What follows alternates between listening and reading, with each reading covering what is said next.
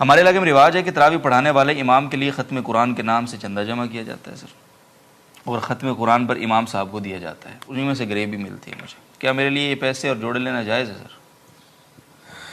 ختم قرآن پر جو تراویح کی اجرت ہے، یہ مسئلہ تو مفتی محمد صاحب نے بھی اس دن بہت تفصیل سے بیان کیا تھا. استاذ ہیں ہمارے، وہ کافی دلائل سے انہوں نے بیان کیا، اور جتنے بھی مشہور دارالفتاء ہیں ملک کے، سبھی اس کو ناجائز قرار دیتے ہیں. تو اس لیے عوام سے چندہ لے کے امام صاحب کو دینا یہ بالکل جائز رسم نہیں ہے. ٹھیک ہے، یہ اجرت ہی ہے.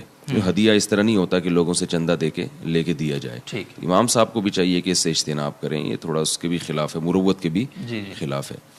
باقی یہ مسئلہ کہ ویسے کوئی کسی کو ہدیہ دینا چاہے تو وہ کوئی بھی کسی کو کسی بھی وقت ہدیہ دے سکتا ہے، اس میں کوئی پابندی نہیں ہے. لیکن اس میں یہ ہے کہ جو پڑھانے والا ہے قاری، اس کو چاہیے کہ وہ ہدیے کی لالچ میں نہ پڑھائے. اور اس کا اندازہ کیسے ہوگا کہ وہ ہدیے کے لیے پڑھا رہا ہے یا اللہ کے لیے پڑھا رہا ہے؟ کہ اگر وہ یہ تصور کرے اگر مجھے یہاں سے یہ پیسے نہ ملے، ہدیہ نہ ملا، تو بھی میں پڑھاؤں گا کہ نہیں پڑھاؤں گا.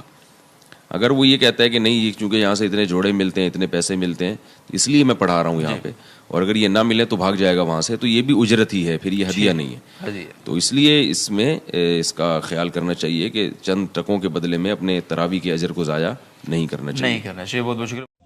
یہ بات میرے آج تک سمجھ میں نہیں آئی. تو ایک مولانا صاحب کو 40,000 روپے اور ایک مولانا صاحب کو 10,000 روپے، یہ کہاں کا انصاف ہے؟ جبکہ دونوں کی برابر محنت ہوتی ہے دوستو. یا تو وہ سن لیں یا پھر سنا لیں، کیونکہ دونوں ہی حافظ ہوتے ہیں. سننے والا بھی حافظ ہوتا ہے اور سنانے والا بھی حافظ ہوتا ہے. میرے ایک بات سمجھ میں نہیں آتی کہ یہ تراویح جب پڑھائی جاتی ہیں تو اس کا جو چندہ ہوتا ہے تراویح کا، اگر جیسے مان لیجیے 50,000 روپے ہوئے چندے کے اکٹھے، تو ایک مولانا صاحب کو 40,000 روپے اور ایک مولانا صاحب کو 10,000 روپے، یہ کہاں کا انصاف ہے؟ یہ بات میرے آج تک سمجھ میں نہیں آئی. کیونکہ تراویح پورے ایک مہینے کی ہوتی ہیں، رمضان کا مہینے میں تراویح ہوتی ہیں، تو اس مہینے میں 2 مولانا صاحب کو تراویح سننے اور سنانے کے لیے بلایا جاتا ہے. تو ایک مولانا صاحب جو مسجد کے مولانا صاحب ہوتے ہیں انہیں 40 یا 50,000 روپے دیے جاتے ہیں، اور جو سنانے کے لیے باہر سے آتے ہیں سنانے کے لیے یا سننے کے لیے، تو انہیں 10,000 روپے 15,000 روپے دیے جاتے ہیں.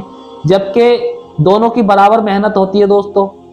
یا تو وہ سن لیں یا پھر سنا لیں، کیونکہ دونوں ہی حافظ ہوتے ہیں. سننے والا بھی حافظ ہوتا ہے اور سنانے والا بھی حافظ ہوتا ہے.